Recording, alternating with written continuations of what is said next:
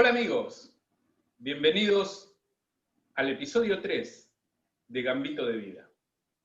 En esta ocasión, en esta analogía transversal entre el ajedrez y la vida, vamos a estar hablando de ajedrez y matemáticas. Y para eso están con nosotros hoy Daniela Aguilar y Alejandro Schlegel, docentes en el área de matemáticas. Bienvenidos, chicos. Hola. Hola. Gracias, Mario, por invitarnos. Por favor, un placer estar con ustedes. Y bueno, y la pregunta es, ustedes son docentes en matemáticas, ¿están ejerciendo hoy? Sí. Sí, somos docentes de matemática, ambos. Estamos ejerciendo, damos clases en escuelas secundarias. Así que soy docente hace 20 años aproximadamente, y nos gusta la docencia, hacemos la docencia, y cada día aprendemos más de nuestros alumnos y de colegio. Está muy bien, está muy bien. Y además, son padres de pequeñas ajedrecistas. Sí, Milagros y Ludmila. Muy bien. Muy orgullosos. ¿Ellas tienen? Bien. Hoy tienen 9 y 8 años. Muy chiquititas, muy chiquititas. Bueno, ¿y cómo es esta relación entre el ajedrez y las matemáticas en la vida de ustedes? Nosotros queríamos comentarle cómo llegó a nosotros el ajedrez, cómo fue evolucionando día a día. Los primeros tiempos fue acompañar a nuestras hijas a torneos locales, a torneos en otras ciudades. Fuimos de a poco participando en esos torneos, fuimos encontrando gente muy amable, torneos muy lindos, gente muy cálida, conocimos de otras ciudades, ellas podían jugar, podían desenvolverse. Nosotros somos de Bransen, de la localidad de Bransen. Claro. ¿Sí? Bien. Y luego, recorriendo varias localidades, nos dimos cuenta que nos apasionaba, es algo que disfrutábamos, no solo de compartir y conocer familias, ¿sí? Y jugadores también. Fuimos descubriendo este mundo de ajedrez, es un clima y es un ambiente hermoso, y de a poco fuimos encontrando y estudiando también, y apoyándolas a ella en cada participación. Luego llegamos a un momento donde Daniela, por ejemplo, tenía que rendir uno de sus finales, su último final, por ejemplo, y tenía que elegir un tema, una tesis, un trabajo final, ¿sí? Y ella... Sí. Bueno, ahí elegí el ajedrez. Habíamos comenzado ese año, que comenzamos en realidad de casualidad, porque le mostramos un tablero de ajedrez y a ella les encantó.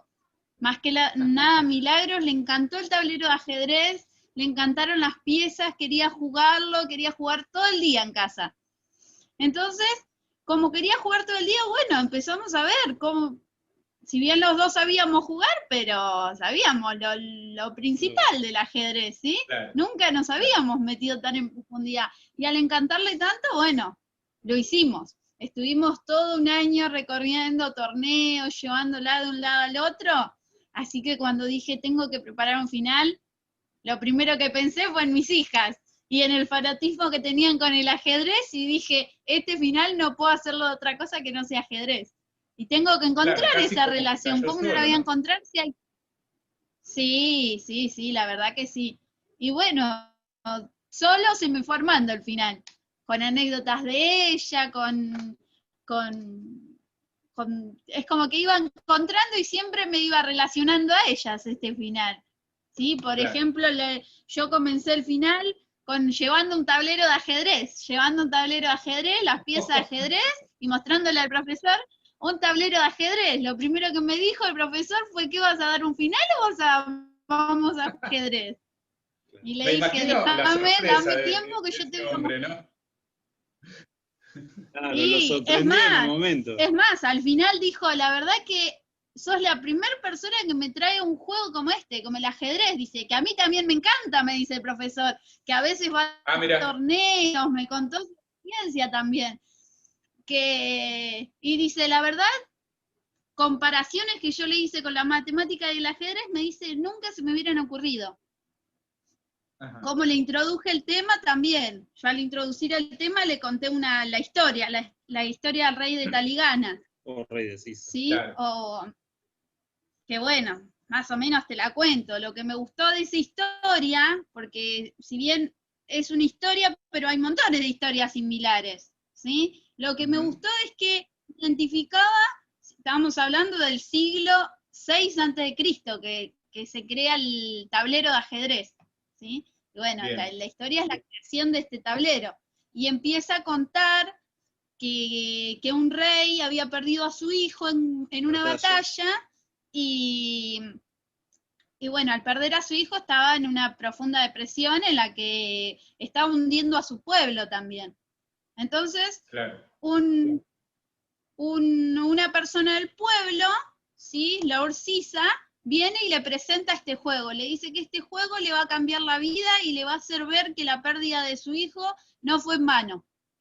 Entonces, bueno, le empieza a enseñar el juego. Digamos, bastante importante, ¿no? Llamar la pena de la pérdida de un hijo.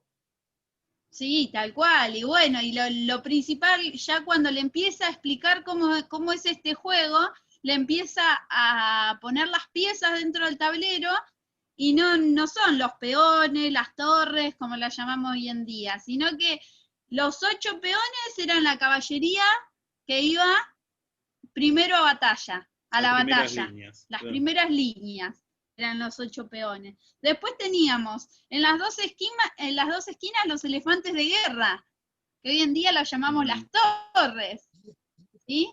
Después, ¿qué más teníamos? Teníamos la caballería, que siempre iba ahí fuerte alrededor del rey, ¿sí? Después tenemos los visires que eran los alfiles, ¿sí? Que van siempre protegiendo al rey, le decía. Después tenemos la más importante, una de las más importantes, que se mueve mucho sobre el tablero, le explica Sisa, que es la dama. Y le dice, ¿cómo puede ser que la dama sea la más importante? Lo primero que cuestiona en esa época, el rey. Claro, y le dice que la dama es la más importante porque representa el patriotismo, es todo su pueblo patriota. Entonces ahí le fue gustando el juego al rey, y le dijo que la pieza más importante era el rey, porque era quien protegían todos, claro, ¿sí? Y quien tenía que llegar hasta el final. Bueno, le explica el juego, al rey le gusta, y empieza frente al tablero de ajedrez, representar sus batallas. Y empieza a ganar, como ve que siempre ganaba, Sisa le propone jugar una partida. Y en esa partida lo que hace es obligarlo al rey a que exponga sus alfiles, a sus visires, porque él en todas sus partidas protegía a sus alfiles, porque los representaba como que eran su hijo, y él quería ver en qué batalla podía él haber salvado a su hijo. Al tener que exponer a su hijo, a su alfil, y que terminar perdiéndolo, y le demuestra que a veces hay que perder una pieza importante para poder ganar una batalla, y que la pérdida de su hijo no fue en vano. Claro. Entonces es como que eso lo empieza a aliviar al rey. Sí, bueno, y después viene la historia, que la relacioné yo con la matemática. Ahí viene la parte matemática que claro, que es como el rey le devuelve el aliviar esa pena, que le dice que le va a pagar con lo que él quiera. Y Sisa, bueno, decide que le pague con granos de arroz, de maíz, perdón. De trigo. Sí, sí. De trigo. De trigo. Con granos de trigo. Sí, de trigo. Le hice 1 grano en el primer escaque, 2 granos en el segundo, 4 granos en el tercero, y así ir duplicando en cada uno de los granos. El rey dijo, sí, no querés nada. Y cuando se dio cuenta cuánto era esa cantidad, bueno, ahí es donde viene la matemática, ¿no? Claro. Esa cantidad son 18 trillones de granos. Yo lo comparé en ese final, yo lo comparé con una estadística de 2015. En 2015, en todo un año no se alcanzaba a cubrir esa cantidad de granos. 2015, imagínate en esa época. En esa época era un número incontable. ¿Cómo íbamos a llegar a esa cantidad de granos? Bueno, así yo le introduje al profesor un final. Así, relajada, con un tema que a mí me gustaba. Que era relacionarle el ajedrez con las matemáticas. Me empezó a apasionar después de mis hijas. ¿Cómo uno no va a tener esa pasión con algo que les gusta a sus hijas? Claro. Bueno, ese fue uno de los tantos ejemplos donde por ahí la matemática nos ayudó, nos acompañó, y ella estaba defendiendo ese final en ese momento. Claro. Pensaba en esta cuestión de la historia, en esta metáfora, en la relación al juego, ¿no? Claro. En la idea de que también es una lección de modestia, de humildad, ¿no? Porque, digamos, como vos dijiste, cuando el rey dice, pero nada más que eso me pedís, y me brindaste este consuelo y de esta comprensión a través del juego para la pena que yo tenía, sin tener noción de que realmente lo que le estaba pidiendo César era algo astronómico, ¿no? ¿Cuál sería la fórmula desde las matemáticas que representaría esa ecuación, ¿no? Eso que dobla las cantidades? Yo recuerdo de la secundaria, tal vez esté equivocado, un símbolo de una sumatoria, como una E invertida, pero no sé si es exactamente la fórmula, ¿no? Es exactamente esa. Es la sumatoria de las potencias, de la potencia de 2, sí. También hay una fórmula que corresponde a una sumatoria, y ahí es donde aparece el número inmenso. ¿Sí? Claro. Bueno, una buena relación. Te aprobó, ¿no? En el examen. Sí. Me felicitó y todo, porque aparte de eso, después le hice, le relacionó otros temas, eso, bueno. ¿Cómo la cuál? idea en el final era... ¿Qué relacionaste?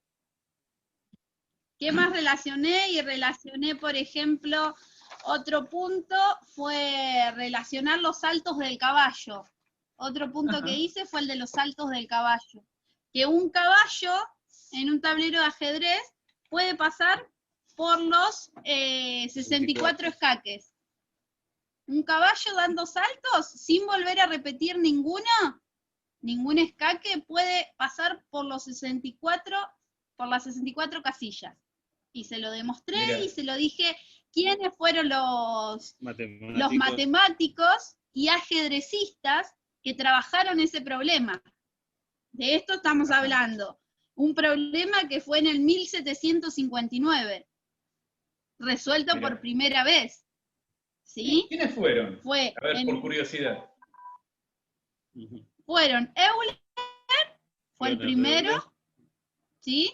Que logró una solución dando a cada fila y a cada columna es como que lo transformó en un cuadrado mágico, casi mágico en realidad. Un cuadrado mágico, nosotros armamos, por ejemplo, un cuadrado de 4×4, ¿sí? Y tanto sus filas como sus diagonales, como sus columnas, tienen que sumar lo mismo. En cambio, un cuadrado casi mágico, sus filas y sus columnas solamente tienen que sumar lo mismo. Es decir, por ejemplo, la fila 200, en este caso él hizo, lo transformó al tablero de ajedrez en cuatro triángulos. ¿Sí? Y en cada uno de esos triángulos tenían que sumar 260 sus, tanto vertical, sus columnas, como sus filas. Tenían que sumar 260 y sus diagonales sumaban 130. Cumpliendo esas condiciones, él lograba que el caballo pase por todos los escaques. Lo que hizo él Bien. es un algoritmo Claro. un cálculo, un algoritmo para que dividir el tablero en cuatro secciones, perdón, y fue trazando el recorrido del caballo. ¿Sí? Entonces ahí Mira. vemos un encuentro de un matemático estrictamente en el ajedrez. ¿Y qué ajedrecistas fueron los que lo ayudaron en ese problema? En realidad, todos los matemáticos que abordaron el problema fueron también ajedrecistas en algún momento. En algún momento dejaron el ajedrez y se dedicaron a la matemática o hacían el ajedrez como una afición, Claro, como aficionado. claro. Por ahí también tenemos a Abraham de Moebius, el de la cinta de Moebius, que El de la podemos cinta recorrer continua, claro. Claro. Bueno, él también trabajó con una solución Mira. sobre este problema. A mí, y después, cuando hablan de sí, matemáticos y ajedrecistas, el primero que me viene a la cabeza que es un referente en el ajedrez es Philidor.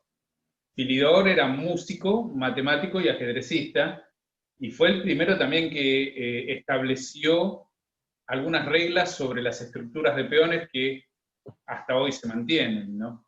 Ese tendría yo como referente de ajedrecista y matemático, pero bueno, ustedes conocen a un par más, entonces. claro. Sí, sí.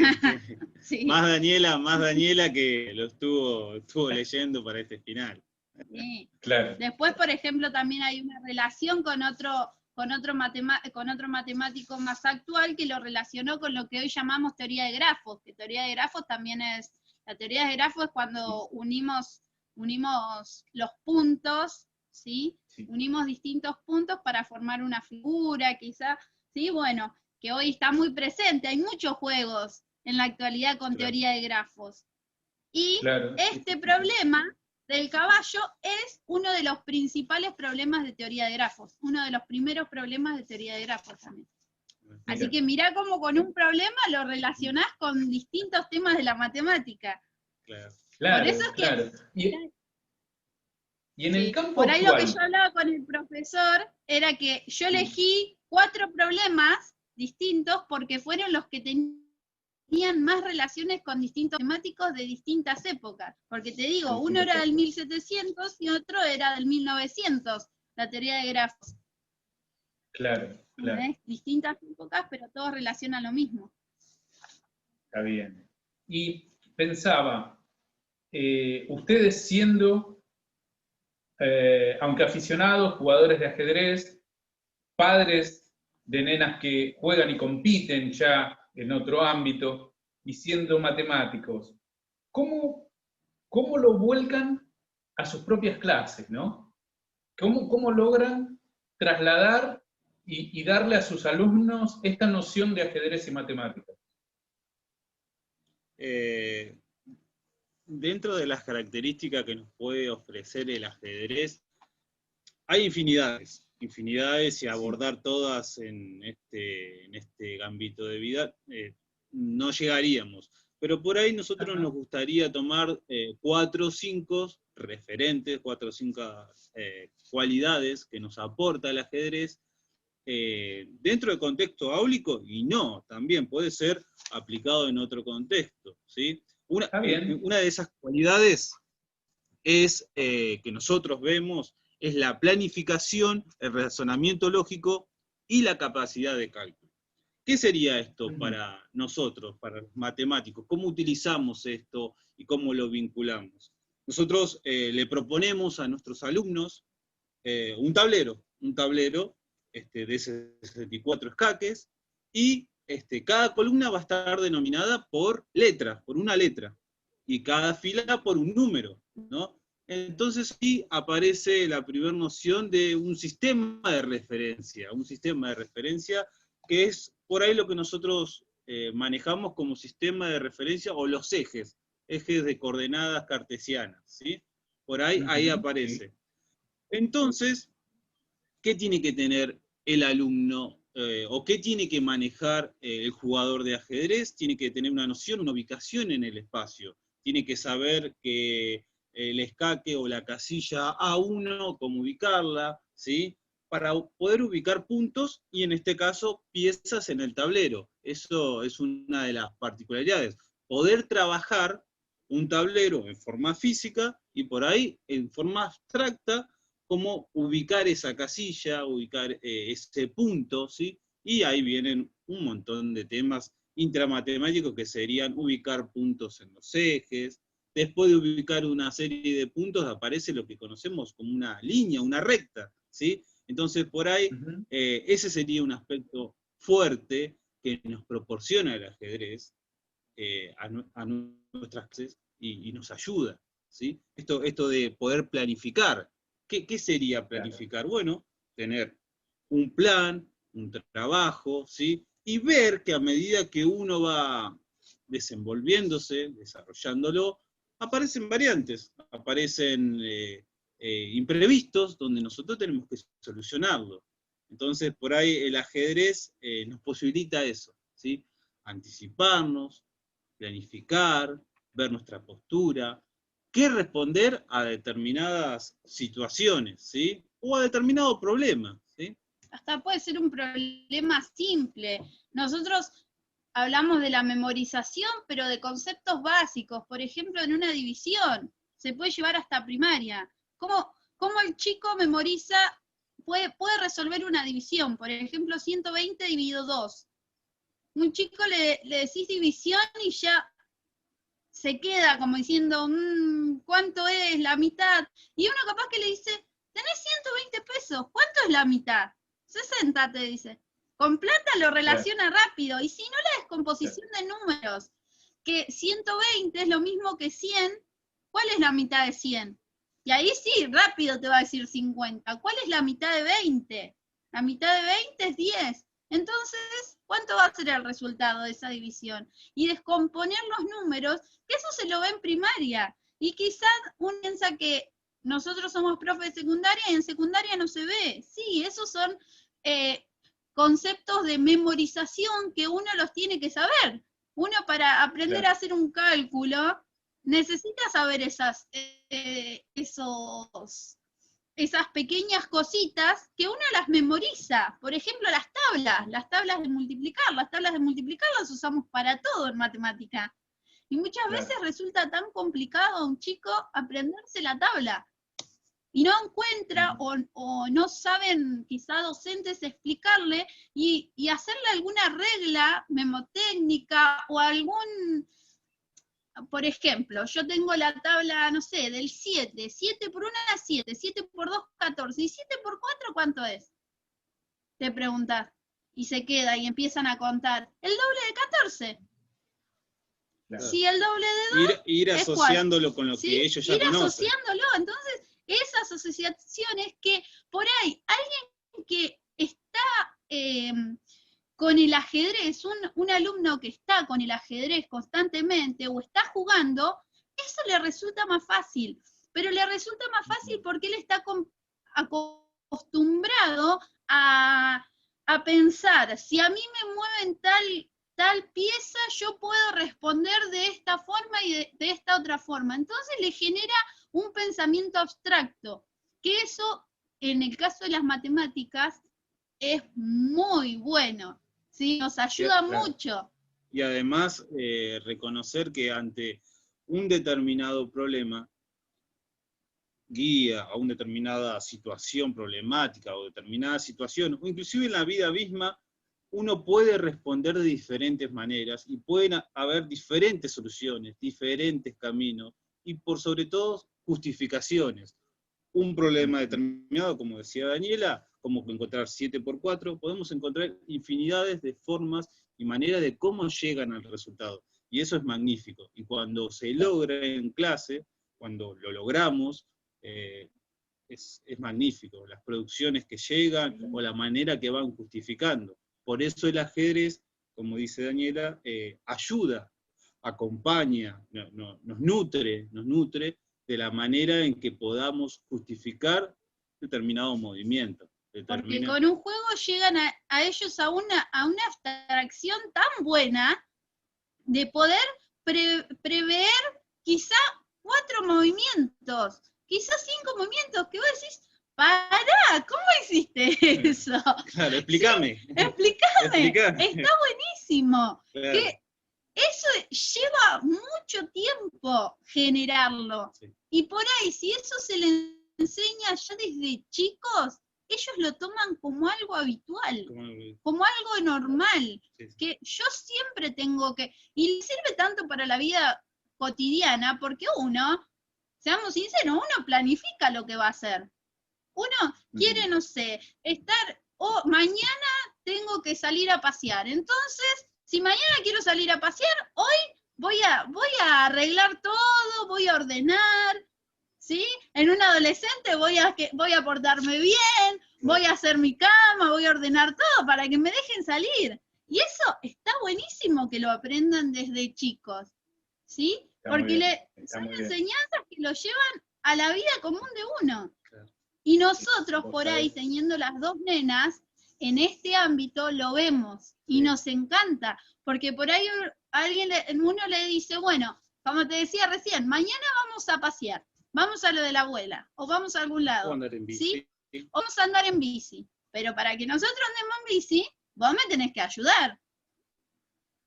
Entonces, ellas entienden y sí, yo tengo que hacer esto para obtener algo bueno, ¿sí? Entonces vemos que esas cosas, tanto del ajedrez, la pueden llevar ellas a la vida cotidiana. Claro, se organizan de otra forma. Pensaba en que ustedes, en todo esto que me contaban, mencionaron varias veces la idea de la abstracción, la idea de la planificación, el cálculo de alguna manera, y esto de que a cada acción va a corresponder una reacción, como si fuera un principio físico, ¿no? Y son todas cuestiones que pasan por la cabeza de un ajedrecista al momento de jugar una partida, ¿no? Uno planifica en base a la posición que tiene, y también usa esto que vos, Daniela, decías en cuanto a la forma de realizar por ahí un cálculo, ¿no? Que es reconociendo patrones, esto de la memorización, ¿no?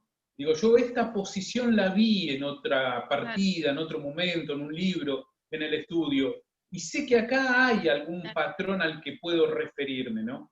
Después esta otra idea de aceptar las consecuencias de lo que hago. Por eso el razonamiento tan profundo que debe hacer un ajedrecista y calcular tantas variantes, ¿no? Porque la idea de una movida implica quizás una fortaleza o una debilidad a futuro con la que voy a contar durante casi toda la partida. Entonces, es probable, yo siempre uso una frase en esta relación con la vida, bueno, estoy en este punto de la vida, ¿no? Y este punto de la vida es producto de todo lo que yo hice antes. A ver, arranqué una partida, hice mal la apertura, tengo peones doblados, pieza de menos. Bueno, pero tengo que seguir jugando. Acá está el final. O sea, esta posición de ahora es el producto de la posición anterior, ¿no? Y si quiero que esto cambie como en una ecuación matemática, no puedo seguir haciendo lo mismo, no puedo seguir involucrando los mismos factores, porque entonces el resultado va a ser el mismo. Si yo quiero que el resultado sea diferente, voy a tener que cambiar alguno de los miembros de esta ecuación, ¿no?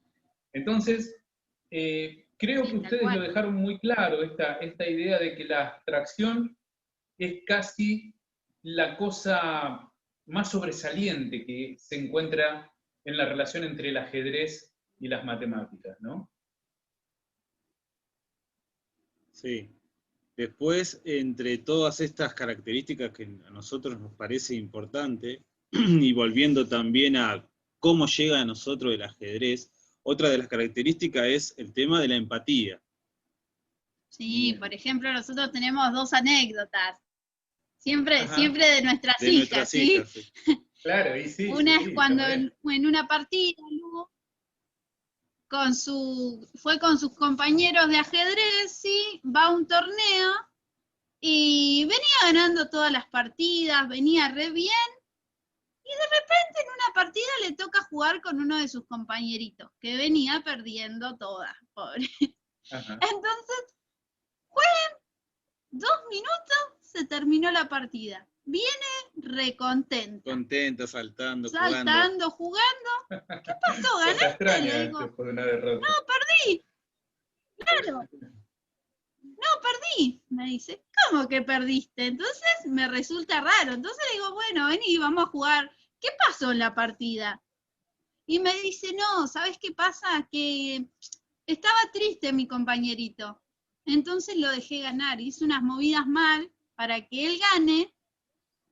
Así estaba contento. Claro, volvieron los dos re contentos. Él porque había ganado y ella porque se sintió con una satisfacción tan linda de haberlo dejado ganar. ¿Sí? Y uno dice lo que es la empatía, lo que es ponerse en el lugar del otro. A ella le ha pasado en torneos que le ha ido mal y se puso en ese lugar y dijo, yo no quiero que esté así. Se vio reflejada en esa situación. Yo no quiero que esté así. Entonces, bueno, y bueno, es una anécdota que yo también en el final también la conté. Por eso me gustó contarla acá. Como otra de las características que nos proporciona el ajedrez, el tema de la empatía y el respeto por el adversario también. Claro, esa es una de las anécdotas. Vos sabés que no me extraña, sobre todo, digamos, conozco a tus hijas y sé de su dulzura y su ternura, pero también es cierto que a esa edad es casi hasta más normal sentir empatía, como vos decís, por el otro que está en pena, ¿no? Después uno crece y va perdiendo esas cualidades, lamentablemente. Tendría que decir que hoy, en el Día de la Música, la elección de mi vestimenta no es casual. Esta reunión está siendo grabada en el Día de la Música. Y parafraseando al Indio Solari, diría que un corazón no se endurece porque sí. Y pasa eso con la gente grande, ¿no? Va perdiendo esa capacidad de sentir empatía por el otro. Es muy lindo lo que contás de Lu, y no me extraña en absoluto. Y después hay una muy similar con Milagros. Entre ellas, Milagros también. Bien. En un torneo también. Otro torneo, en otra localidad, otra nueva fecha, por puntos, por sistema suizo. Sí. Es todo un encuadre de torneos, mientras nosotros compartíamos con familias, en ese momento tomábamos mates, compartíamos, nos sentábamos, compartíamos charlas. En ese momento se podía, ahora no, pero nosotros compartíamos entre mates, charlas, conversaciones, viajes, hasta viajes hemos compartido, entre ellos jugaban y llegó el momento de la premiación y Milagros. Y normalmente en todos los torneos donde nosotros la llevábamos, ¿sí? Tenían medallas para todos. Quizá trofeo para los ganadores, pero medallas había para todos los chicos. Claro, en el ajedrez infantil en el que había suele suceder de esa manera. Claro. Había medallas solo para los 3 primeros puestos. Ajá. Entonces empiezan a jugar, a Mili le empieza a ir bien, pero a Lu no.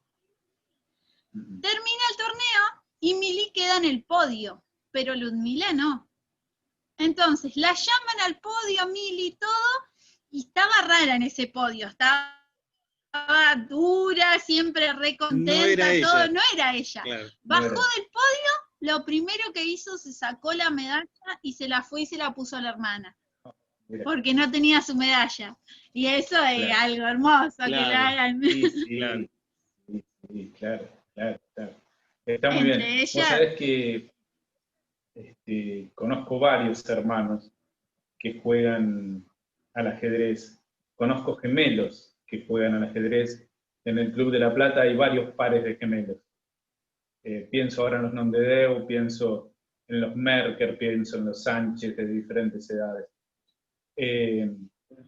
Y hablando con ellos en diferentes ocasiones, esta relación de tener un hermano con quien jugar, representando una figura casi de némesis, pero en lo competitivo, con una dualidad, ¿no? Porque es con quien compito, pero no es a quien tengo que destrozar, ganar, no, es aquel que me permite reflejarme y crecer con él, ¿no? Es muy lindo esa cuestión entre hermanos. Por supuesto tiene un costado competitivo, pero también da lugar a estas cosas, ¿no? Sí. A esta Sí, situación. Muy lindo, la verdad. Bueno, sí. ajedrez y matemáticas. ¿Qué otra manera hay de enlazar estas dos cosas? Yo voy a contar una experiencia personal, también, muy similar a las que cuenta Daniela, que corresponde al ajedrez y la matemática, y la vamos a ir descubriendo de a poco. Se la voy comentando. Fue así, Día de la Diversidad Cultural, nosotros teníamos que confeccionar por curso una bandera símil a la bandera huipala. No necesariamente la condición era que sea la bandera huipala, ni que mantenga los mismos colores, pero sí tenía que ser una producción. Eso era el contexto de esa semana. Entonces yo ya venía con torneos de ajedrez, participar, acompañarlas a mis hijas, ver constantemente el tablero de ajedrez, las piezas, y una de las particularidades que en ese momento se me ocurrió es, bueno, trabajemos el tablero de ajedrez con la creación de una bandera, y cómo lo podríamos hacer. Por eso esto también es una propuesta para mis colegas, no solo de matemáticas, sino de otras áreas, de cómo poder, a través de un contenido, de una actividad, ser algo transversal. Entonces, esta actividad que tenían que desarrollar mis alumnos en ese momento, un curso numeroso, un segundo año numeroso, se le planteaba por etapas. No se resolvía todo en una única clase, se planteaba por etapas. Entonces, en una primera instancia, presenté el tablero, llevé el tablero. Acá aparece lo que yo había comentado al comienzo del video, que tenía un tablero, tenía 64 escaques, tenía la denominación de las columnas, la de las filas, ¿sí? La disposición. Y luego de presentar el tablero, se me ocurrió también presentar la historia que presentó Daniela, la de Rey de Sisa. Presentarla, como darle un marco, por qué vamos a trabajarla, darle un marco. Entonces, ahí vinculamos el ajedrez y un poco de historia también. En una segunda clase ya les presento las piezas, ¿sí? Las ubicamos en el tablero, ¿sí?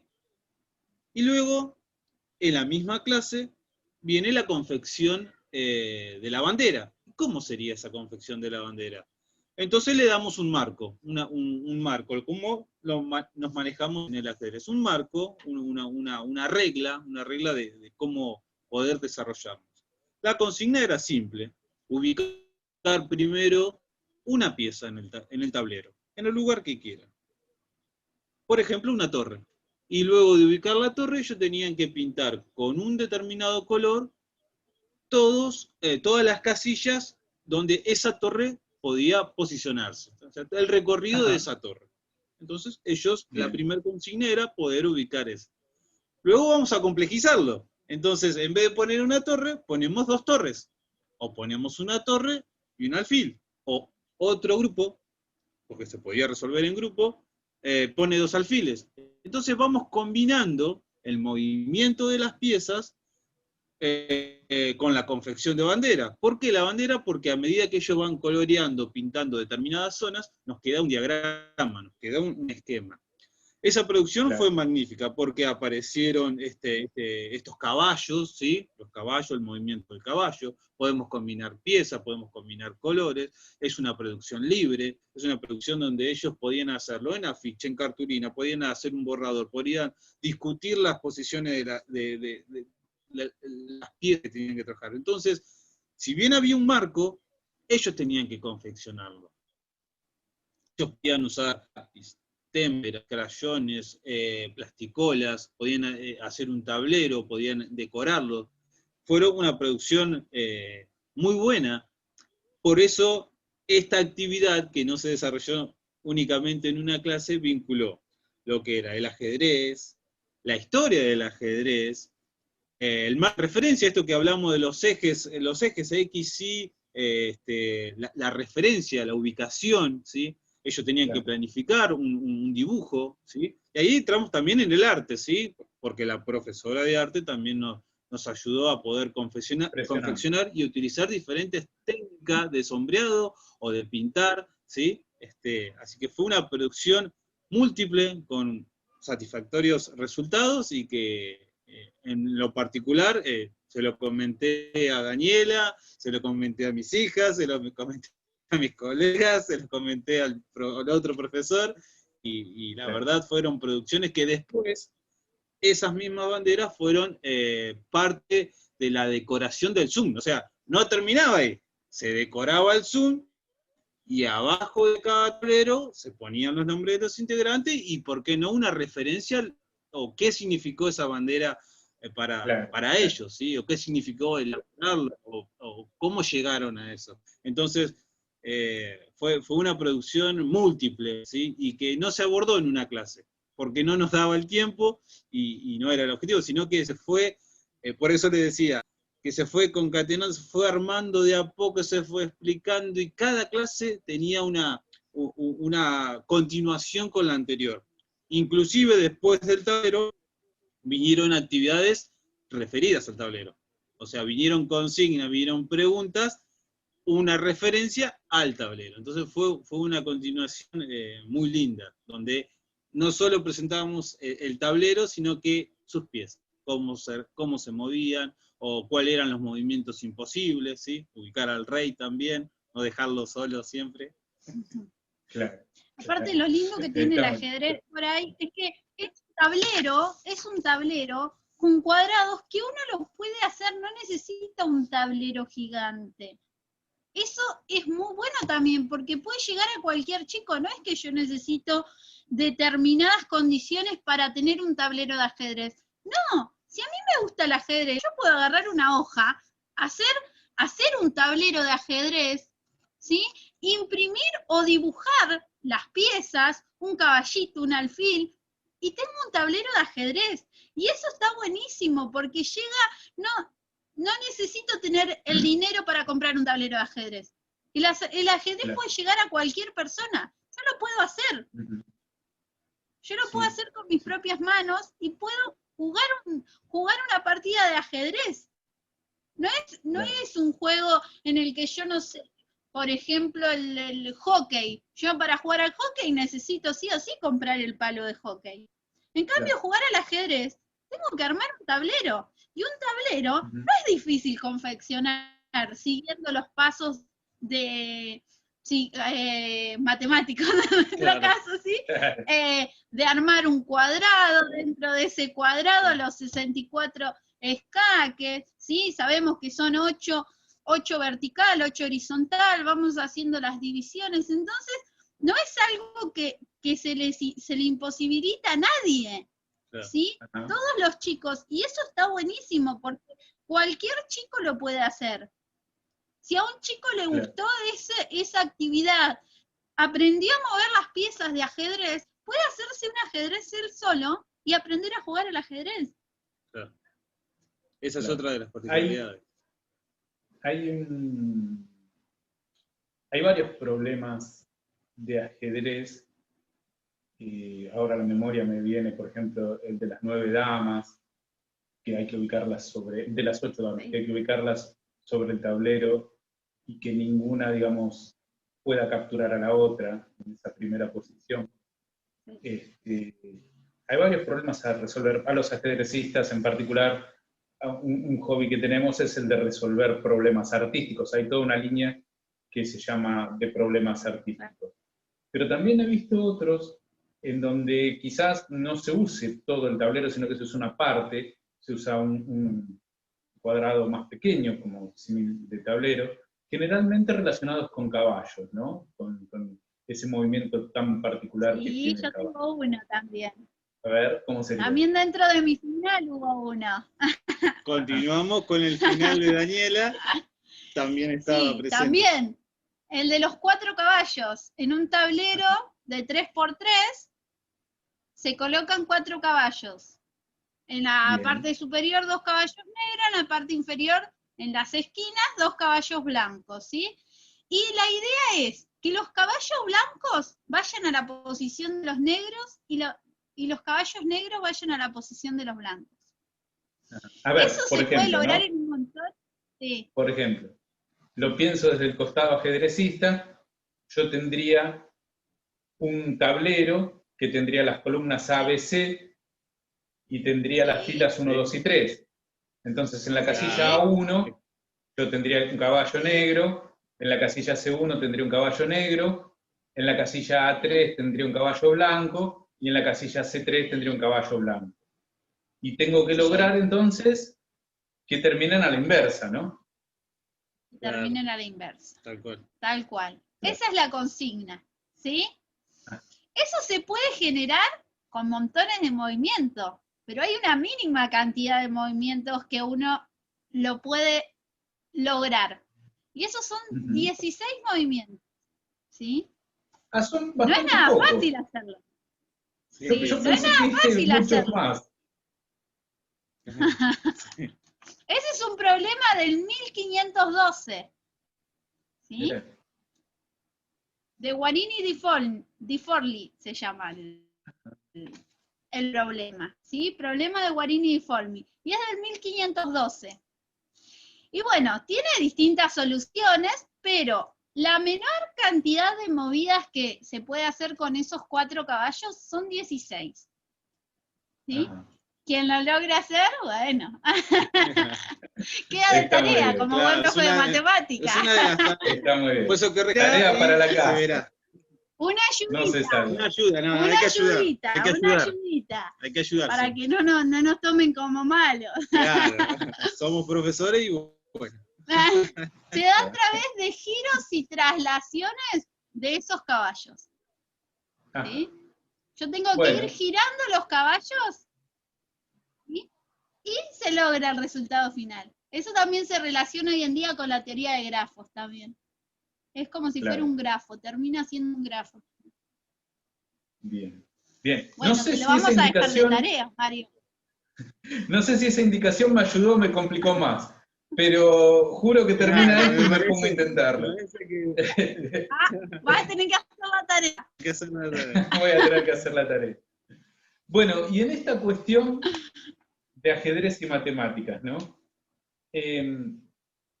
Hay como, no sé si llamarlo un mito, pero hay algo instalado, que es que el ajedrez por ahí es un juego elitista, que es para inteligentes.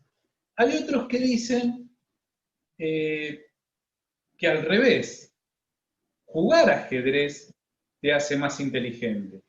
No voy a entrar en esa discusión porque alude a la soberbia de quien lo dice en realidad. Pero claro, sí voy a aprovechar la experiencia de ustedes para una estadística personal que estoy haciendo. Yo tengo alumnos de ajedrez y hice una estadística entre ellos.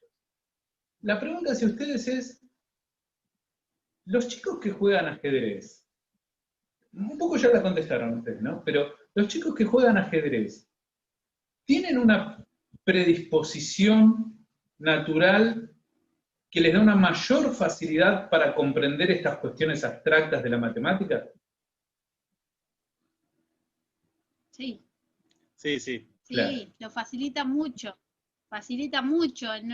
Por ejemplo, hay chicos que por ahí una ecuación les cuesta un montón, ¿sí? Y un chico que juega al ajedrez, quizá lo ve más fácil. Dice, yo lo que tengo que hacer es despejar y te da el resultado final. No hizo el despeje. ¿Por qué? Porque el ajedrez le enseñó esa forma abstracta de prevenir los movimientos. Eso lo llevan a una ecuación matemática y él, mirándola, analizándola, ya sabe llegar a un resultado. Esa abstracción para la matemática es buenísima. Como que el ajedrez nos ayuda desarrollar esas capacidades Claro. que tiene cada uno de nuestros alumnos. Pero, esa abstracción es lo mejor. sí. Y Yo- muchas veces la justificación. Claro, yo confieso que les hago trampa porque, como les dije, yo esta encuesta la hice y yo les puedo asegurar que el 90 y pico % de mis alumnos quizás tuvieran problemas en otras materias, quizás se llevaran materias, pero casi ninguno tenía problemas en matemáticas. Les resultaba natural. Yo quiero creer que en realidad pasa esto que vos decís, que no es que el ajedrez genere algo nuevo en el chico, en el alumno, sino que fomenta una capacidad que de alguna manera ya tiene, pero hay que despertarla y hay que ejercitarla. Esa es la cuestión. Y por ahí esta relación con el juego, sí. Por ejemplo, Vygotsky, que es un psicólogo especialista en aprendizaje, decía que el aprendizaje puede sacar a la luz habilidades latentes que no hayan sido desarrolladas por los medios educativos tradicionales. ¿Sí? Claro. Justito, esa frase viene ideal. No, Vygotsky, para todos aquellos que hicimos algún tramo pedagógico o algo de eso, Vygotsky, Freire, en fin, ¿no? Sí, son lectura obligada. Siempre. Pero sí, Vygotsky, bueno, ¿de qué año es? Refrescame buena memoria, pero es de hace un par de siglos, ¿no? Sí. Claro. Y ya en ese momento se entendía esa relación entre la capacidad de razonar algo, ¿no? Y la abstracción en sí. Bueno, chicos, espero les haya gustado esta charla. Por mi parte, ha sido muy enriquecedora. Yo creo que gracias a la diosa Caiza Fortuna, hoy en los colegios se está pensando mucho más en el ajedrez como taller. En algunos países ya es materia obligatoria, aquí todavía no, pero creo que de a poco la gente encargada de pensar la educación argentina se está dando cuenta de los beneficios del ajedrez en ella. Yo particularmente doy clases de ajedrez en colegios y es muy lindo ver esta transversalidad de la que vos también hablabas, Alejandro, acerca de cómo uno puede poner al ajedrez atravesándolo todo, ¿no? Una clase de plástica, para la que confieso nunca fui tan bueno, una clase de matemáticas, una clase de historia, y todos los otros aspectos de lo que vos también, Daniel, hablaba, como es la sociabilización, la empatía, en un juego que de por sí, para quien no lo conoce, se lo ve como algo frío, como algo individual, y yo siempre digo que todos aquellos que lo ven de esa manera ignoran absolutamente el torbellino de emociones que pasa por la cabeza de un jugador y en el interior de un jugador al momento de disputar una partida. Bueno, les agradezco muchísimo el haber participado de este episodio 3 de Gambito de Vida. No, muchas gracias a vos por invitarnos. Muchas gracias. Y la verdad, una experiencia muy linda. Muchas gracias. Un abrazo grande. Un abrazo. Esto fue Gambito de Vida, episodio 3, Ajedrez y Matemáticas. Muchas gracias.